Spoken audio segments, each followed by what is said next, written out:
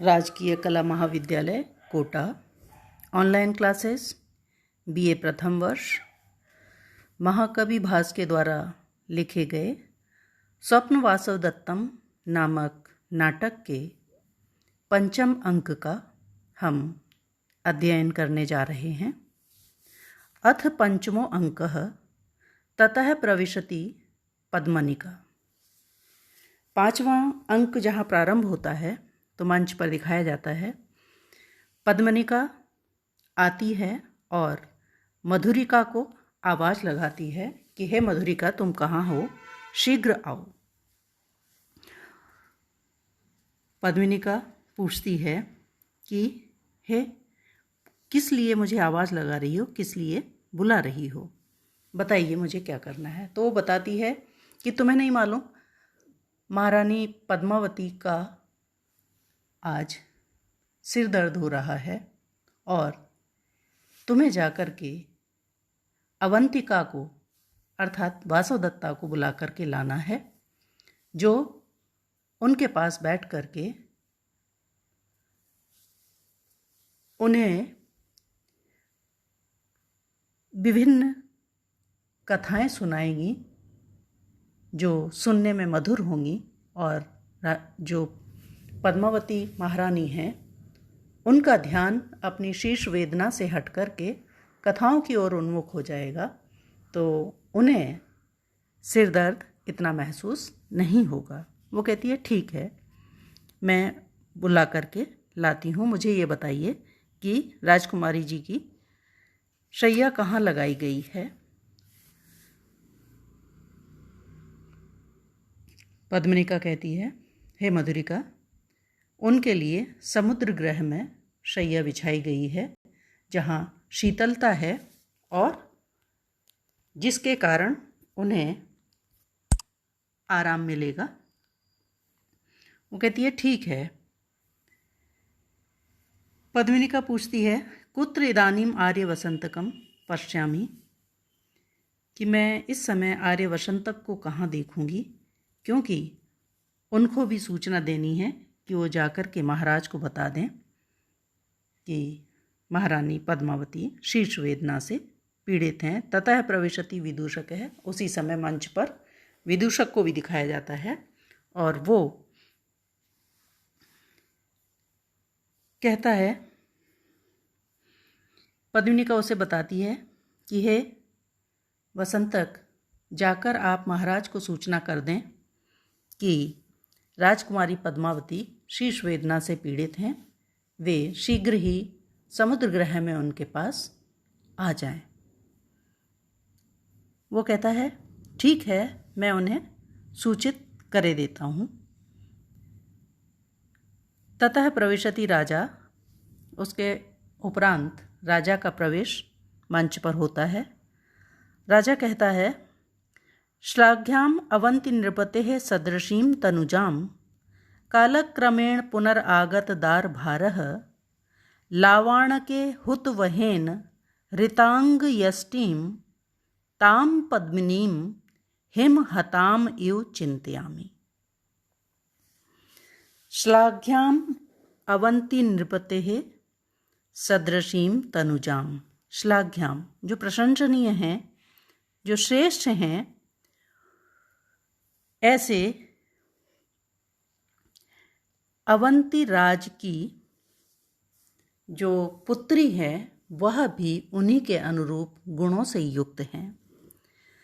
कालक्रमेण पुनरागत दार भार है, और मेरे ऊपर समय चक्र क्योंकि परिवर्तनशील है तो उसी के अनुसार मेरे ऊपर पुनः पत्नी का भार आ गया है।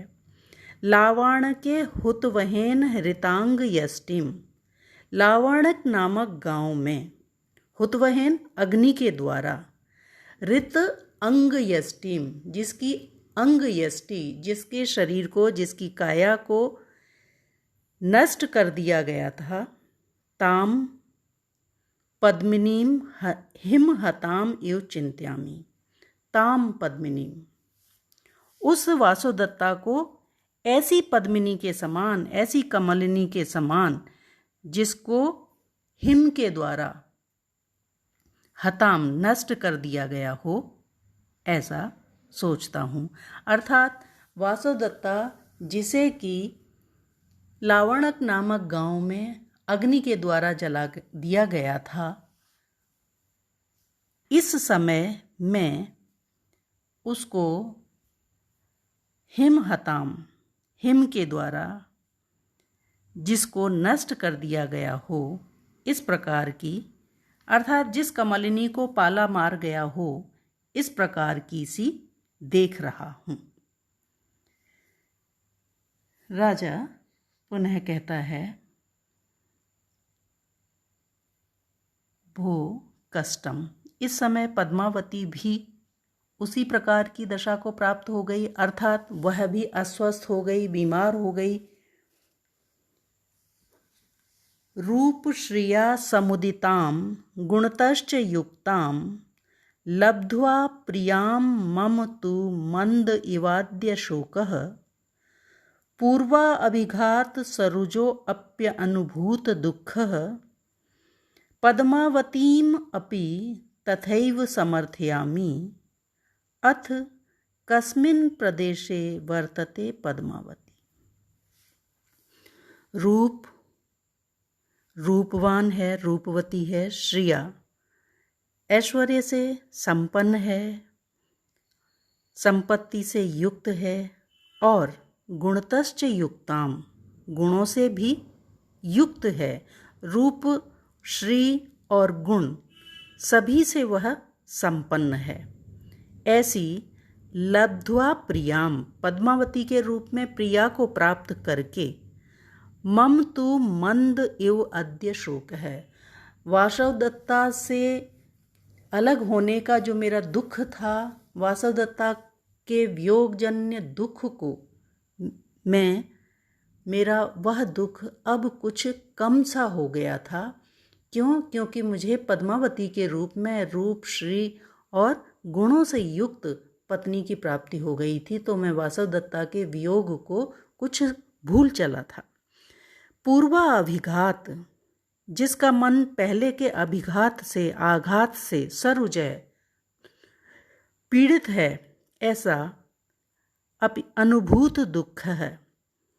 यह जो पुनः पद्मावती की शारीरिक पीड़ा रूप जो दुख का मैं अनुभव कर रहा हूँ, पद्मावतीम अपि तथैव समर्थयामि, पद्मावती को भी मैं कुछ वैसा सा ही समझ रहा हूँ। मेरा मन जो है वो पद्मावती को लेकर के भी आशंकित हो गया है कि कहीं पद्मावती भी और अधिक अस्वस्थ होकर के वासवदत्ता जैसी ही स्थिति को प्राप्त तो नहीं हो जाएगी, क्योंकि मेरा मन पहले से ही डरा हुआ है। वासवदत्ता को मैं खो चुका हूँ और पुनः मुझे ये इतनी रूप श्रीवान पत्नी मिली है, पुनः कहीं वह भी तो उसी दशा को प्राप्त नहीं हो जाएगी और मेरे जीवन में पुनः उसी प्रकार का वियोग जन्य दुख तो उत्पन्न नहीं हो जाएगा। इसलिए मैं जो हूँ वो भयभीत हो रहा हूँ, डर रहा हूँ। चलो मैं चल कर देखता हूँ कि वो कहाँ पर है।